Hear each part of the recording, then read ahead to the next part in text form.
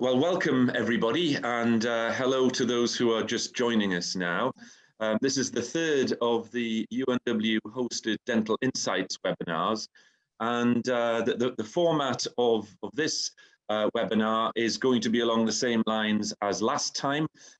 We had some really valuable feedback after our first webinar as to what the virtual audience preferred and what they didn't prefer, and so we've used that feedback to sort of tweak what we're doing along the lines of what people want. And what people want is to be able to ask questions, and when those questions are asked, to get informative answers. So that's our aim. The way to facilitate that is that for those of you who aren't familiar with Zoom, towards the bottom of the screen, your screen, there's a toolbar, and in the middle of that, there's an icon with Q&A.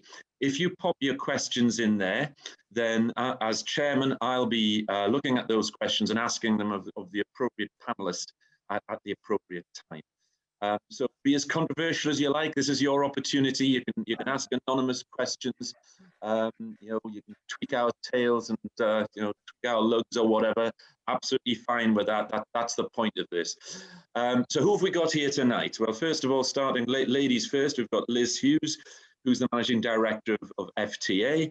FTA, you'll be familiar with them, well-known name in the dental world, sales agents, valuers, even lawyers. What more can we say? And in fact, for those of you who've been watching other webinars, will be aware of Sarah Buxton of FTA Law, who's made a really good name for her and FTA during the COVID crisis. So that's panelist number one. Then we have from Barclays Bank, Michael Oliver, who has to stress he isn't actually a healthcare manager, but I think he's selling himself short there, because in the Northeast, he personally has been responsible for promoting Barclays in the dental sector over the last year or so. So we're very grateful for Michael to be involved. He's done some creative things as far as dental lending is concerned in the Northeast. Then we've got lawyer David McEwan of Schofield, Sweeney. And David is another interesting character, I think, because a number of the dental lawyers have been around since time immemorial. They mainly come from a property background, which means that some of them unfortunately struggle when it comes to the ever-increasing number of corporate transactions. Now, who better than somebody who's trained as an investment banker, but with a legal background, to advise dental clients in the corporate world? That's David's background, investment banker, returned back home to his roots in Yorkshire. So welcome to David. We've then got Andy McDougall, another face that's well known to lots of you.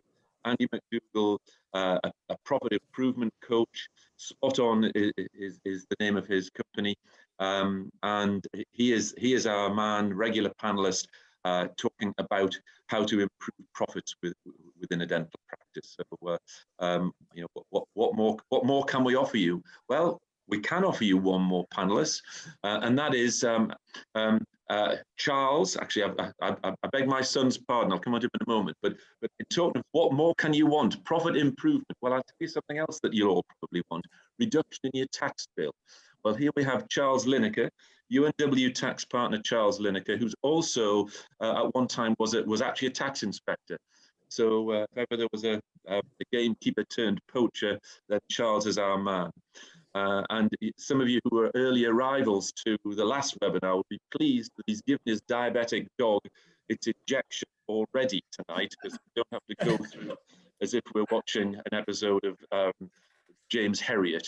And finally, leaving my favourite client until last, it's Nigel. Nigel Suggett, who's my son, has two practices in the northeast of England, mixed practices, and he, like all of you practitioners that are watching this, has gone through all the trials and tribulations of the COVID crisis, and he's here to have hopefully a sense check that because you, our good audience, can only interact by the Q&A box.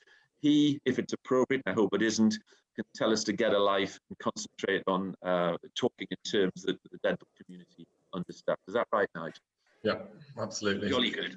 Okay. Well, with no more ado, let's start with Liz. And I said I was going to be a bit controversial. So at a recent NASDAQ meeting, the accountants and lawyers were talking, as accountants and lawyers do, saying that, I don't know what's happening here. This is sort of like the consensus of you. We don't know what's happening here. The sales market is absolutely flat, isn't it? But those sales agents, they're talking as if it's everything business as normal. So come on then, Liz, tell us the real story. Well, actually, it's fascinating because I think it took us all by surprise. What we saw when we went into lockdown was two things. We had a huge amount of associates ringing us up wanting to register to buy a dental practice, because a lot of associates felt incredibly vulnerable during that time and decided that their most secure option was to become a practice owner. At the same time, some of our practice owners were saying, this is the last straw and I really want to sell my practice. We, like every other broker, made a decision that we would continue to value on the basis of pre-COVID, because we just didn't have enough data, information or any idea at that point as to what actually was going to happen to practice values post-COVID. We started launching practices in June once the dental practice opened, doing virtual viewings and valuations, and we have been incredibly busy. We are receiving offers. We are receiving offers at asking price. We've recently had, which would be interesting to hear from Michael's point of view, this last week we've had 3 bank valuations undertaken on dental practices which we valued pre-COVID, and they've all come in either at the asking price or very close to the asking price, which for our point of view is a real positive. And the biggest driver is demand. It's huge at the moment, and it's not just, I mean, the corporates are still buying, they're still on an acquisition trail, but an awful lot of this is the associates who've been on the fence wondering what to do. And I guess it's a couple of things. One is we've still got a bank of mum and dad. The banks are all saying to us they want to lend money when they're in the position to. And the associates have a hunger to be practice owners because they feel they've got more control. Oh, that's really interesting. So that is positive. Nigel, did you want to say something? Yeah. Do you think it's a buyer's market or a seller's market then? I think at the moment it's continuing to be a seller's market. It was quite interesting because a lot of people ringing up saying there's going to be some cheap practices for sale, won't there? And the answer is no, there isn't. And actually we are seeing what we call sealed bids, where we're having more than one person want to offer on the practice. It's an interesting point that we're seeing, which is regionally we're seeing far more activity in certain areas than we saw before, because if people are working from home, they're not going back into the city, and all the dentists that I'm seeing are saying actually they're busier than ever because people are actually registering locally rather than where they were commuting to before. Is it, are you finding it's the same profile of practice that is coming up for sale post-COVID that was coming up for sale pre-COVID? If anything, I think we're seeing a reluctance from some practices which are mainly NHS to actually go to the market at the moment because they're seeing an obvious advantage. And we've got several people who are trying to slow things down who are mainly NHS because they can see an advantage. Mixed practices are always going to be the most popular, I think. Yeah. Okay, that's interesting. So, Michael, as far as the bank funding situation is concerned, can you tell us a bit about that and how what Barclays' stance is with regard to this? Also, well, yeah. Just a little bit first. A couple of years ago, I happened to speak with Liam Richardson from UNW, Alan's colleague. Never done a dental deal before. I'm a generalist manager, do everything apart from agriculture and real estate. And over the last 2 years, I've learned a lot about the dental sector. And because of that, I speak a lot in local Barclays forums on such matters. The reason I mention that is there are a lot of sectors that have been massively affected by COVID. Hospitality and leisure, the appetite to lend isn't as it was. I talked to my credit team yesterday and they see dentistry as a favourable sector to lend money to, just like it was pre-COVID. That comes with a few constraints or restraints. The income worries are a major concern for Barclays. If you're an NHS practice, there could be clawback. If you're a private practice, despite best endeavours to keep rooms open and PPI equipment, income levels tend to be down, and that's a matter of concern. We have a lot of practices in the past. Dentists tend to, in many cases, spend a lot of money, and private drawings can be very high. They can be highly geared on a private basis. And when that's the case, they tend to draw more money from the business. If the business can't support the business lending, there's concerns if there's a lot of private borrowing as well. Underperforming practices as well. That's an area that in the past we may have looked at if the debt service maybe wasn't there, but to put a good forecast together. That's something that we'd be much less likely to lend for if the practice really isn't performing. We may want a bigger stake putting in at the outset to reduce the level of risk. Our lending matrix has really changed very little. 2 years ago, we brought it up to be a market leader where we could lend 90% loan to value when there was a freehold involved. We now can lend 85%. So there hasn't been a great deal of a change. If it's a goodwill lend, we've gone from an 80% lend down to a 75%. We've still maintained the 25-year term, should that be required. It's ever-changing, in summary, ever-changing. And I think there's not a great volume of applications going in, not just for dentist lends, across the board. I think there's a lot we still don't know, but I'm a Mr. Positive person, and I'd like to think if I got a case from anybody listening, or Barclays did, we'd have a damn good go at getting it through for you. That's helpful, and I think one of the things that we were talking about before we came on air was that sometimes with the terminology that we all use, sometimes dentists who are inexperienced in a particular type of transaction don't understand what we're talking about. What I think would be really helpful, Michael, you touched on this, but something that one of the questions that came in beforehand, and by the way, to our virtual audience, for our next month's, if you wanted to give us questions in advance, that's absolutely fine. It helps us concentrate the mind. But one of the questions that we had related to, let's say, a first-time buyer, typically a young associate, if they're buying, let's say that it's a practice with a freehold as well as the goodwill, then what sort of deposit, and if the numbers stack up, if it looks good, what sort of deposit typically in a scenario like that would you be looking for in terms of a percentage? As a maximum, we do 85% loan to value. We do 95% against the freehold. So you put me on the spot here. I haven't thought of any figures, but the freehold, I live in Darlington, and the freeholds tend to be fairly low. £200,000 would be a typical freehold.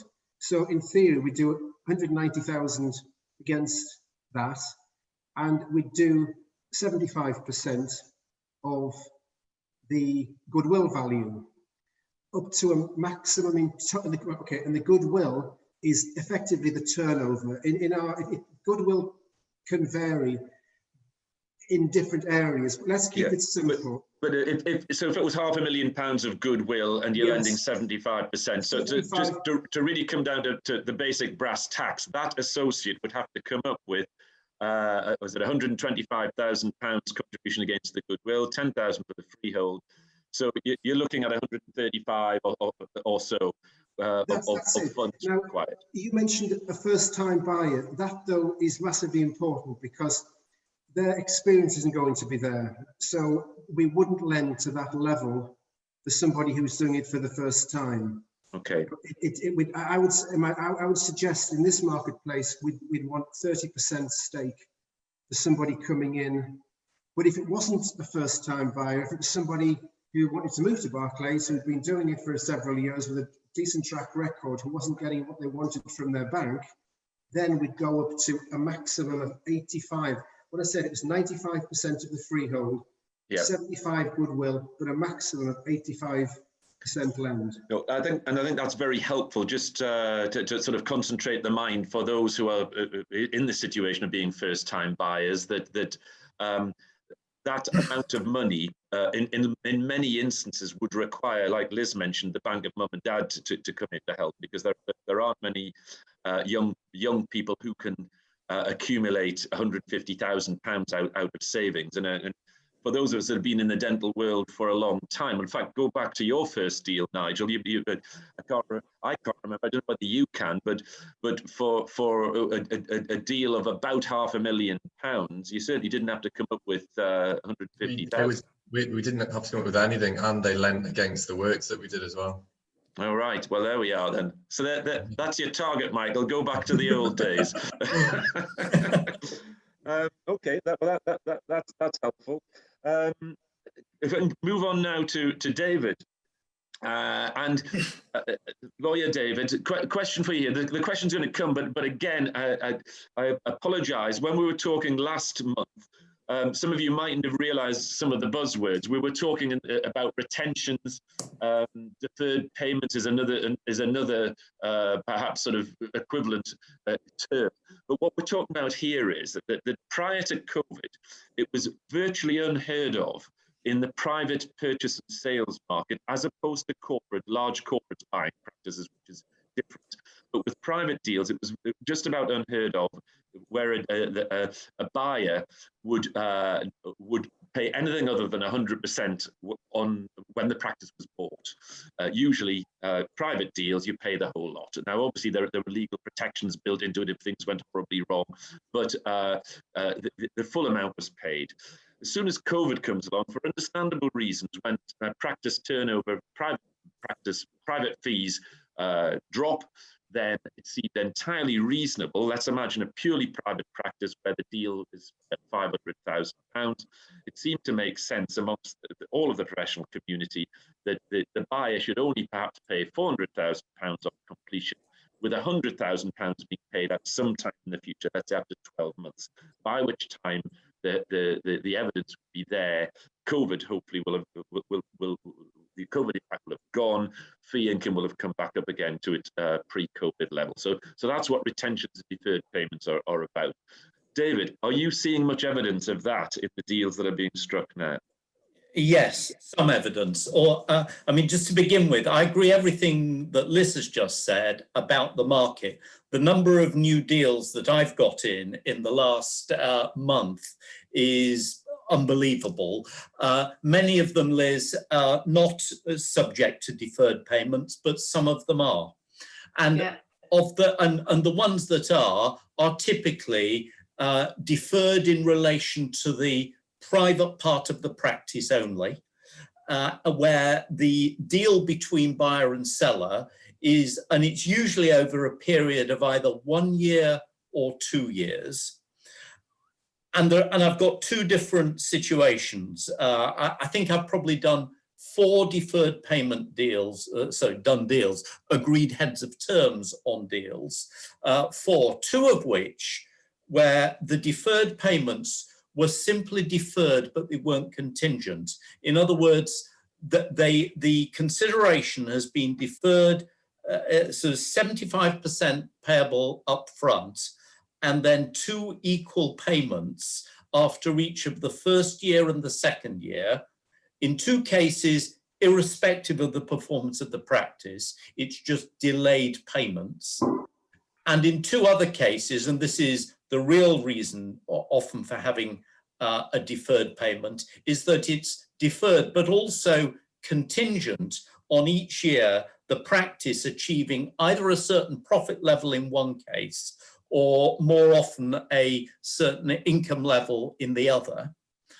And if it's not, and so you test it at the end of every year, if it's over 2 years, and typically the deferred payment, if there's a deferred payment of in total 80, it might be split 40 at the end of 1 year and 40 at the end of the second, dependent upon a certain income or profit level being achieved. And if it's not achieved, then there will be typically a pound for pound reduction, or 50p for every pound by which the target is not achieved.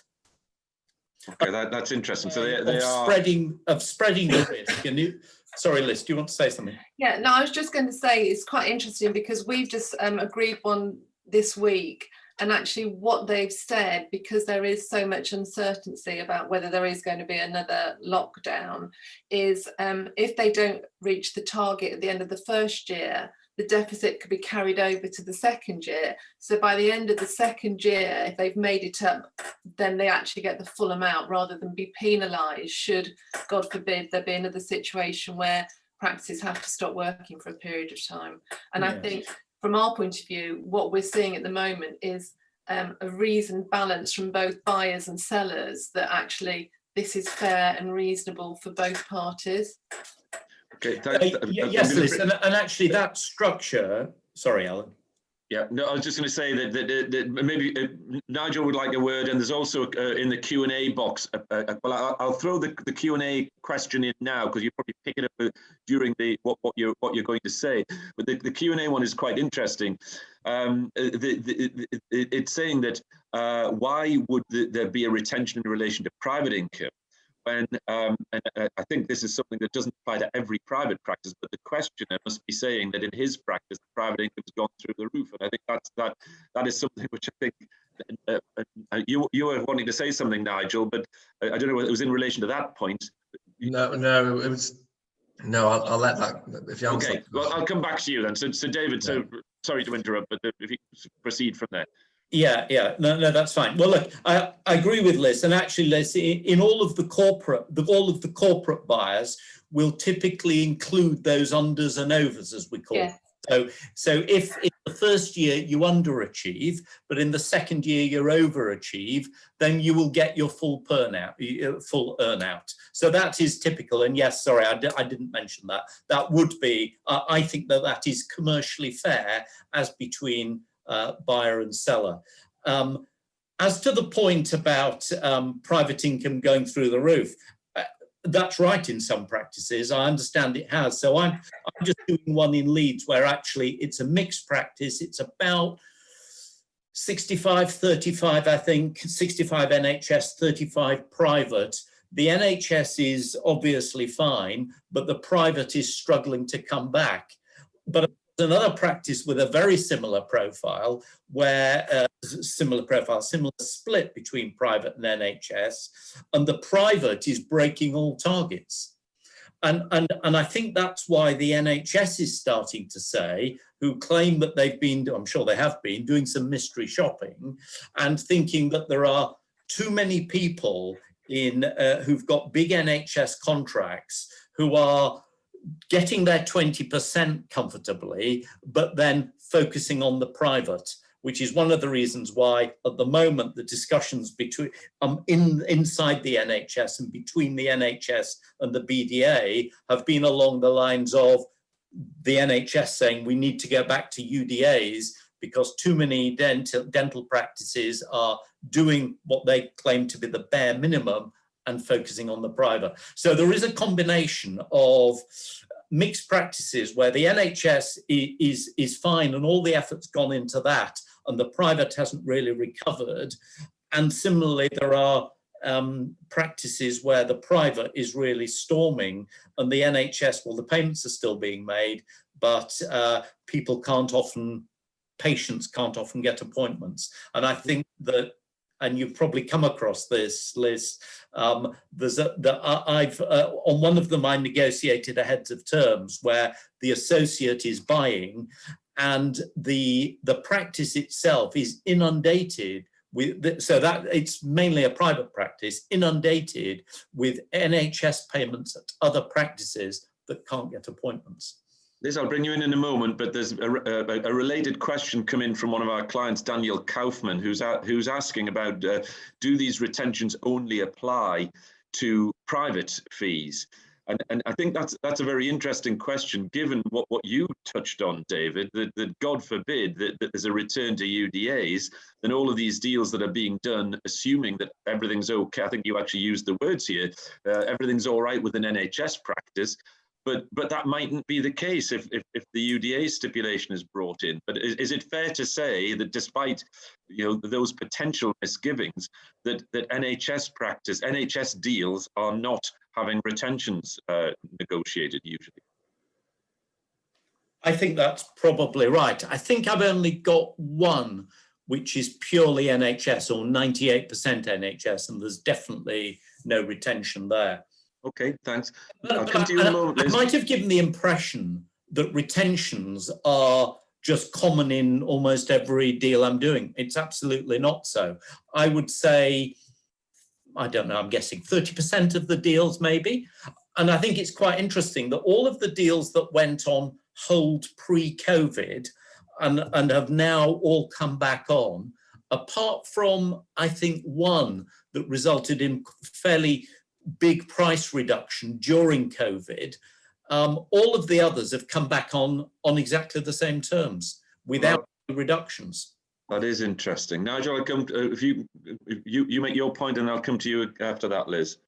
Yes, back on the retentions again, David, that in the case where there are retentions made, are the practice principles staying on, or because it would seem to be difficult to give a retention and then not stay on to be able to actually manage how the practice performs afterwards from a profit level.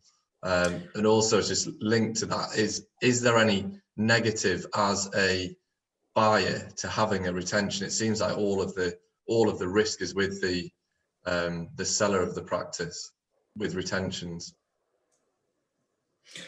I would say that of the 4 that I've just negotiated in the last month, 3 of them have been there partly because the sellers themselves want to leave very quickly. Right. You're in a situation, it's almost a double whammy for the sellers. Not only have they not brought the practice back to, let's say, 75 or 80% of the pre-COVID fee per item level, but they also really want to go on completion or a few months after completion. So those 2 things together have meant that from a buying point of view, it's really essential that there is a retention, because they don't know partly when the practice is going to come back because of COVID, and partly what the attrition is going to be as and when the either 1 or 2 practice owners actually walk out of the door and no longer treat patients. Liz? Yeah, it's a couple of things really. Well, one is about to talk to Michael about it, is where we've had a couple recently. It's been the bank that are driving the demand for a retention or a deferred consideration over the private element. And we've got very bullish sellers who occasionally have just said, we're not interested. And the other point is we are seeing more, and have done for quite a while, most of our principals are looking to sell from a much younger age now. So on average, they're starting to think about it at 52, whereas a few years ago, it was definitely around 58. Most of the principals that we work with want to release themselves from the burden of being business owners and actually enjoy doing clinical work. So it's quite unusual these days for us to see principals who actually want to walk away from a practice. And also on the flip side, it's unusual for us to see associates, unless they're small practices, that actually want to lose the principal, because as David said, the concern is always about the goodwill and the attrition rates. But what has surprised us quite a lot has been as I say, the bullish attitude of some of our sellers who said, well, I won't sell it then, because actually I'm through the other side and I can see a light at the end of the tunnel, and we're doing so much work at the moment, why do I sell it? So it's quite interesting.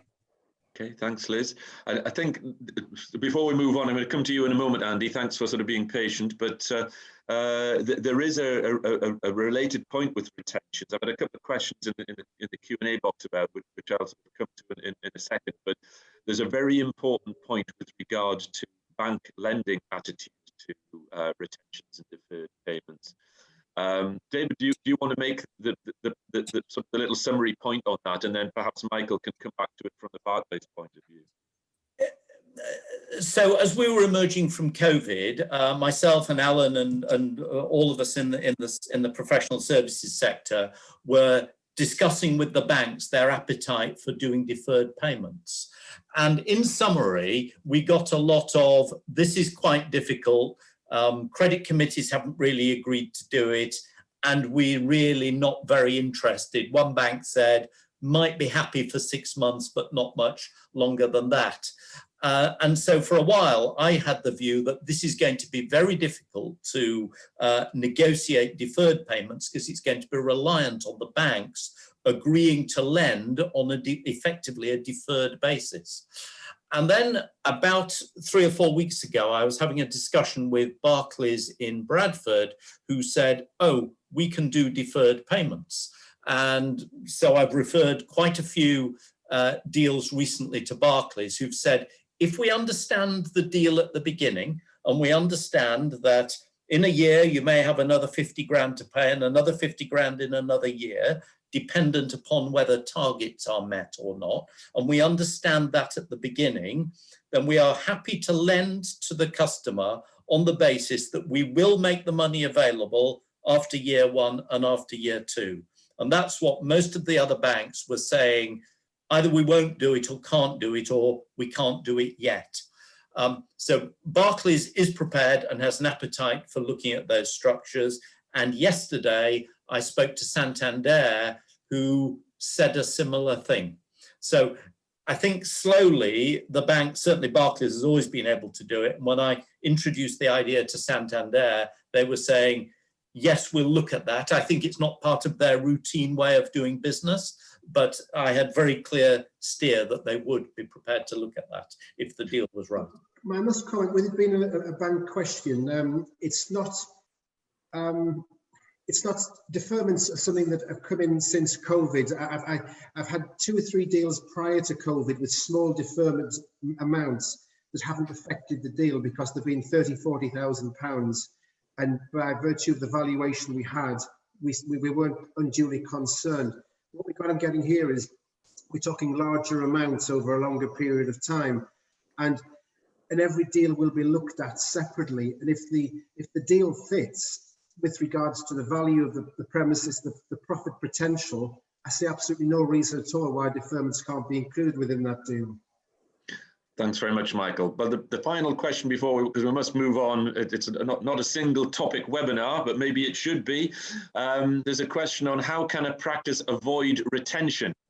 And which I suppose is a very wide one, but perhaps the answer to that for some practices, some buyers, if this is a vendor, potential vendor talking, saying, I don't want to give retention, I can understand that. But some buyers, particularly if there's a significant amount of private fees, and there hasn't been the recovery that has been touched about before, it'll be sort of supply and demand, that the buyer will simply say, well, in which case, if you won't allow a retention to apply, I'm not going to buy your practice. So I suppose it's a sort of a market point, really, as far as I'm aware. There was also talk, picking up from here, what are the panels seeing with practices in the middle of earnouts with corporates, which I suppose is retention linked, but is that something that's anybody can comment on there? I think for my 2 penneth, I think I've seen some situations where there's been a sort of an acknowledgement of COVID, and where there's been an earnout that there's, I suppose, a timeout has been called in relation to the COVID period, with an extension of the earnout period. If it was a 5-year period, perhaps it's extended to 6 years. But Liz, is that something that you've come across? David, perhaps? Yeah, that's certainly something I've heard. And I think one of the points that Nigel made earlier about from anybody selling a practice, the deferred consideration or retention is a challenge, because if they've lost control of the practice, and what we see occasionally is historically there's been a deferred payment, then the person coming in to buy the practice hasn't run the practice well, has upset the staff, key staff have left, turnover's gone down as a result of that, and that's then an impact on the deferred consideration unless it's been built around the specific targets of the previous principal. So from our point of view, we would always like to see 100% played at completion, because the control element is always the biggest challenge. With the earnout, yes, what I've heard is that most of the large corporates have actually, as you say, stopped and said, let's add some time onto this, an extra year potentially, to make it fair for everybody. Good. No, that's great. Thank you. Yeah, okay, I Andy. agree with that. That is what's happening. Yeah, thanks, David. Come to you then, Andy. You're the man that's sort of at the cold front of seeing how practices are coping with this, because for those of you who aren't familiar with Andy's role, he works with practices on an intensive monthly basis. What are you seeing? What tips can you give to our audience? Things to do, perhaps, to help maximise profits, or things not to do? Interesting. I was in the warm-up talking to Nigel and just comparing notes. And he said, that's exactly what's happened in my business when I was suggesting to him what we're seeing out there with our clients. We don't have many practices which are predominantly NHS. They're either mixed or mainly private. But they're having every single Zoom call that I have, people telling me that in July they had the best month ever, but they thought the bubble would burst. And then in August, they've had the best month ever, and they thought the bubble would burst.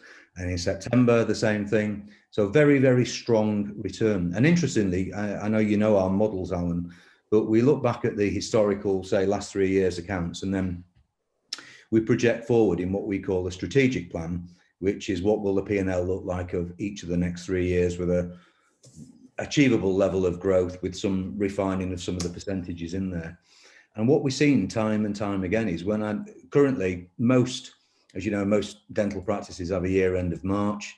So we're currently doing a 6+6 forecast. We've got the result to September, forecasting the remainder of the year. Seeing the same pattern occur time and time again, that comparing the COVID year with the year to March 20, they've got a drop in turnover, got a drop in variable costs because you've not been working, you've got less labs, materials, associate pay.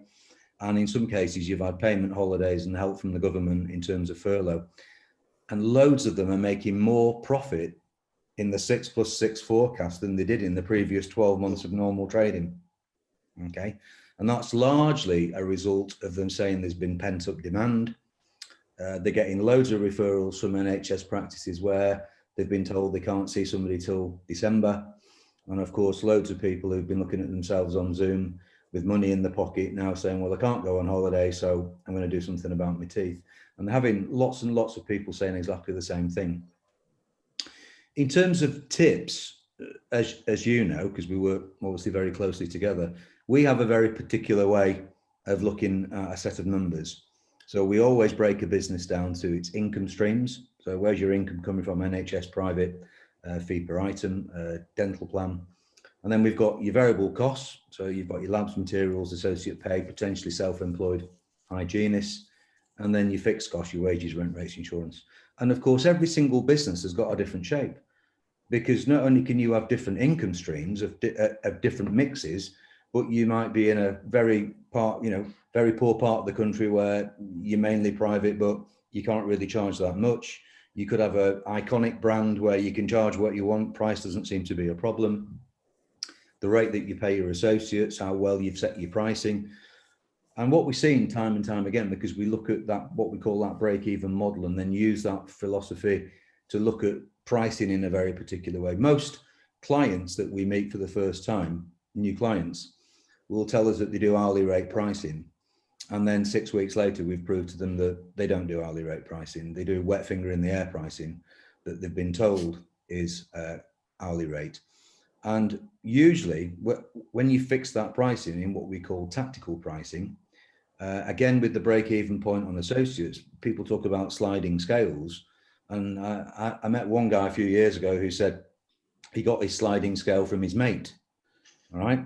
Well, clearly it has to be unique to that practice, because you're going to have a different fixed cost structure. So you can have a business that's got no treatment coordinator, no business manager, doesn't spend a lot on marketing, can't afford to spend a lot on leasing or hire purchase, in a very frugal part of town where rent's very cheap. And then you can have a business that's got a completely different profile. So the break-even points are very different. To give you an example, some of the fixed overheads that we've seen for some businesses are as low as 300,000, and we've got some that are at about 2.6 million. So a huge range of shapes. And of course, every one of those businesses has got a different break-even point. But what I find strange, and it's a common pattern, it's so important to understand that break-even philosophy and to be able to use that to very scientifically make your pricing right, put your associates on the right sliding scale. So if you take a sliding scale, should it start at 0 to 4,000, 0 to 5, 0 to 10? Should it start at 35% and go up to 40 or 50 or 55? What are the differences in the bands? Are they going up in 1s, 2s, 2.5s? Are you going up in 1%, 3, 5, whatever? And it's unique to each one of those. But once people deploy those techniques and they fix the way their break-even point of their associate, and they fix it for the pricing, you get transformational results. So I think the tips are to really understand how that probably would work in your business. And by fixing those two things, those are the two key drivers to maximizing your profit. No, that's really good advice, Andy. In fact, you've made me think of something that has been said before, that I came across this the other day, about when the England rugby team won the World Cup, and the journalist was apparently said to Sir Clive Woodward, or that was probably before he was knighted, you must have changed something dramatically with this team. And he said, no, I changed 100 things by 1%. That's right. And exactly right. That's what you do. Say to every new client, you're looking for the big thing in the accounts that will change it. There's no big thing. It's the quarters and halves. So when I go through a P&L, you'll say, could improve your materials by 1%. They go, it's 1%. Improve your associate pay by 1%. By the time you got to the end of the P&L, they'll say, yeah, it's 1%, but you said it 15 times. Liz, you wanted to make a point there? Yeah, I think, and this just goes along with what Andy says, I've spoken to several principals who during lockdown stopped and looked at the way that they ran their business, because up until this point they hadn't necessarily had to think very hard about the way that financially they were running their business, and realised that they had inefficiencies, and by looking at the way they were doing these small things differently, how much change it made. And it's reinvigorated several who said, we were really demotivated before COVID, and actually this has really made us stop and think about how we run our business, how better we can run our business. And actually, I don't want to sell it now for a while. I want to see these improvements take place. So I think for all the negatives that we've gone through during lockdown, the flip side is some people have found real positives from this. Definitely. And I think, on the back of that, Liz, we thought that, our offer to a client is that we'll double your profit in a maximum of 3 years, sometimes in less. The vast majority of new clients that came on during COVID said, well, if you can improve my profit, that's great. But what I'm really looking for is proper control of my business. Yeah, absolutely. And the number of people that have said it's been a wake-up call and I don't want to be in this position going forward. Yeah. Thanks, Andy. Nigel? Yes, Andy, I appreciate that every practice is different, and each case needs to be looked at individually. But do you think that now is a reasonable time to invest in the practice itself, kind of from a materials point of view, from equipment point of view, putting extra surgeries in? No, or do you think it's better to keep it not. I've got one client who fairly new, came through the COVID period and goes, I've got my civils loan and I'm doing really well. I've got a little cash mountain. I was thinking of an OPG machine, Serec, and we're going, no. You sit tight on the cash until we're through this, because if you spend your cash now and we have a second lockdown, you might be thinking, wish I hadn't bought that kit. So in terms of capital investment, I would have thought not necessarily at this time, but it's a great time, as Liz says, to actually look at your business and say, where can I find those quarters and halves, 1/4% here, 0.5% there. But collectively, if you could find 10% through your P&L and you're turning over £1 million, you've saved yourself a lot of money. And if you're in business for 10 years, it's worth having. Mm-hmm. Thanks, Andy. Thanks, Nigel. Charles, I'm going to come to you now, because you should be the star of the show here. I know, talking every day to clients, they want to save tax. And one of the things that happens a lot with Andy's clients is they generate lots of cash.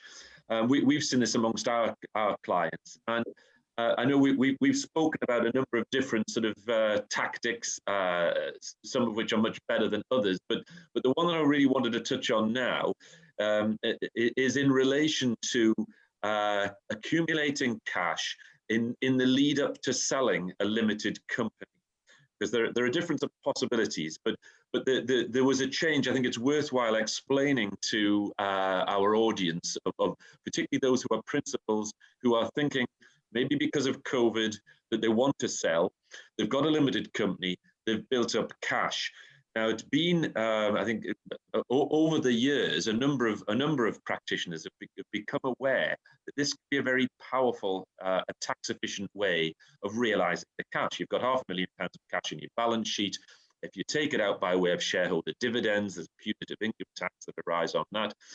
Historically, when you came to sell your limited company, you could effectively sell the cash and get the benefit of what was entrepreneurs relief. Now, can you give us that situation has been sort of tempered by the reduction in entrepreneurs relief from 10 million to 1 million. So can you sort of amplify that theme a bit with a warning shot, Charles? You're on mute. Oh, yeah, you're on I know. mute. I've unmuted myself, Alan, just because in case we get some canine interference in the background. So apologies for that. Yeah, I guess picking up on your comment and others as well. The typically, yes, if you're looking to sell, and we are looking at, I guess, at limited company sales. You're right. If you're in the fortunate position where you don't need the cash out for living expenses, etc., which obviously is going to come out at high income tax rates, then if you can keep the cash in the company, and then when it comes to sell, then you'll take that in as part of the consideration, perhaps with the purchaser. But I've had one or two situations where people have said to me, well, look, Charles, I've got this cash. Can I do anything else with it? And I've had to sort of say to them, well, you want to be careful to preserve your, what we must have to call business asset disposal relief, because the name changed from entrepreneurs. Yeah, for the wider audience, it's been bloody annoying that just when you're used to entrepreneurs relief, they've changed the name. But there we are. It's still, I've looked at the rule, it's still effectively entrepreneurs relief. The big difference is, of course, that the limit now that attracts the 10% is only £1 million, whereas before it was £10 million. So it's really quite a big cut. So one of the things that people have said to me is, look, I've got this cash, but it's earning sweet FA. So I have suggested to them on perhaps a short-term basis that they could maybe keeping the cash in the company and actually look at perhaps having some of it in a stock on the stock market portfolio. And the key thing here is, or probably the key thing not to do, would be to tie it up in property investment, because then the risk there is you're tainting the revenue would regard as the trading the trading purity, if you like, of the practice. And if you go overboard on that, then you'll find that the revenue will actually deny the entrepreneurs relief rate. But if perhaps you've got it in some stock market investments, and I'm not giving stock market investing advice here, and you need to be very careful because stocks can go up as well as down. But you know that there are some companies that are doing quite well, and the key thing there is you could actually perhaps generate some investment income in the company, so you're actually boosting the cash. But the key thing is that it's going to be easily realizable. So when you're then actually coming up to your sale, you're actually going to be able to liquidate that portfolio and turn it back into cash before you make the disposal. Okay, well, thanks, Charles. I think that's sort of interesting, because there's 2 or 3 points I'd like to amplify there. First of all, I think it's been quite common for tax accountants to say to people with limited companies, owners of limited companies, don't put your spare cash into stocks and shares, because that can somehow or other prejudice the entrepreneurs relief. What you're saying is, if it's on a temporary sort of basis that you can liquidate it quickly, that's okay.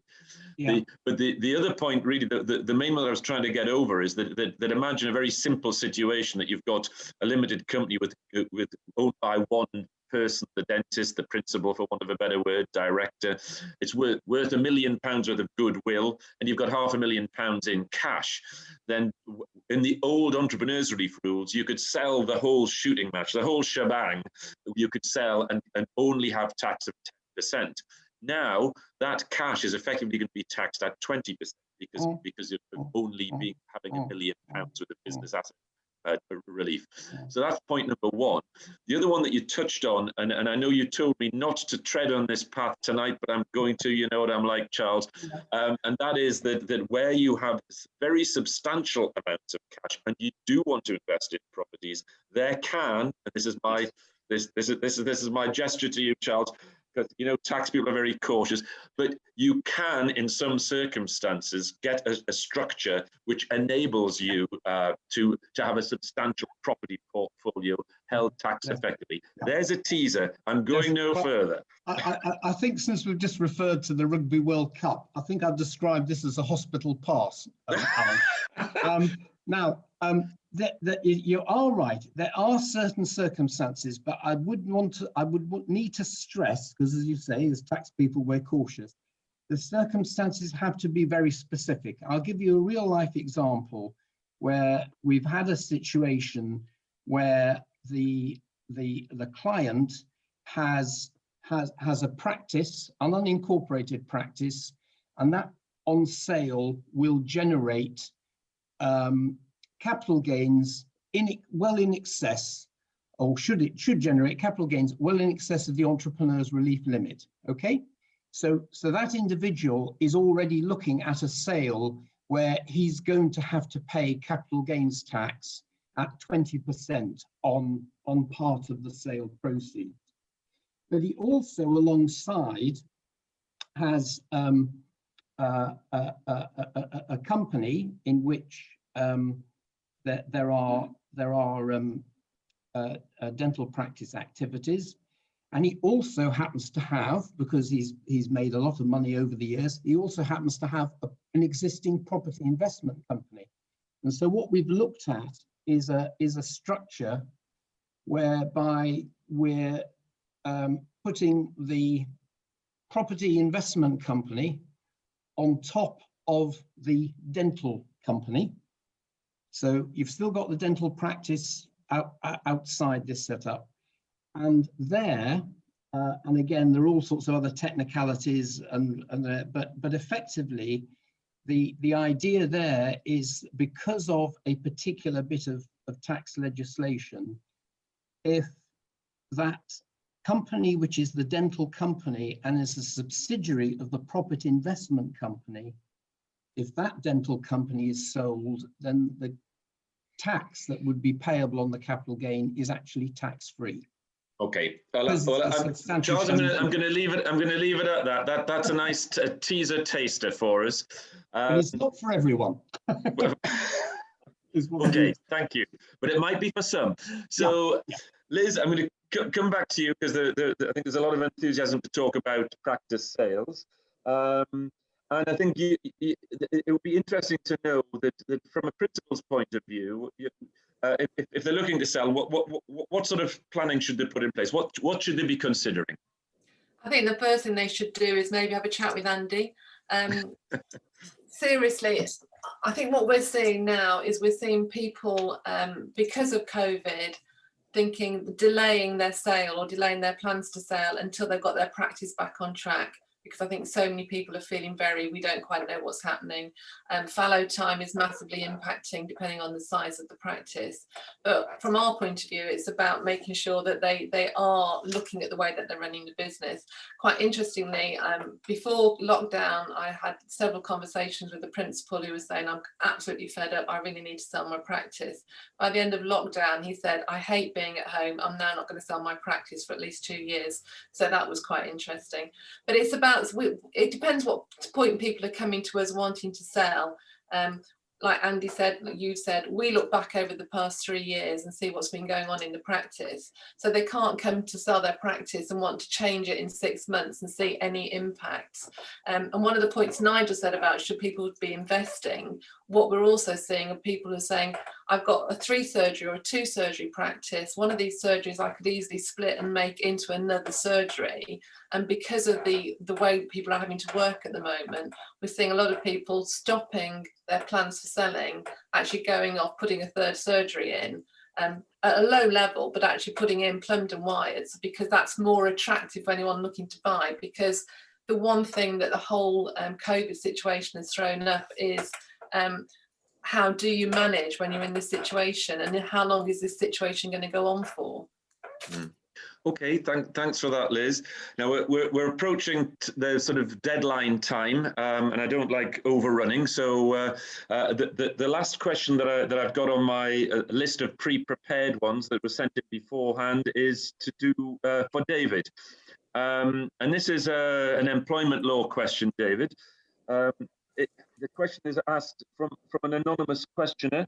If we are to make staff redundant after furlough ends, is there a minimum time that has to elapse before we re-advertise a position following things picking up again? The short answer to that is no, there is no statutory time limit at all.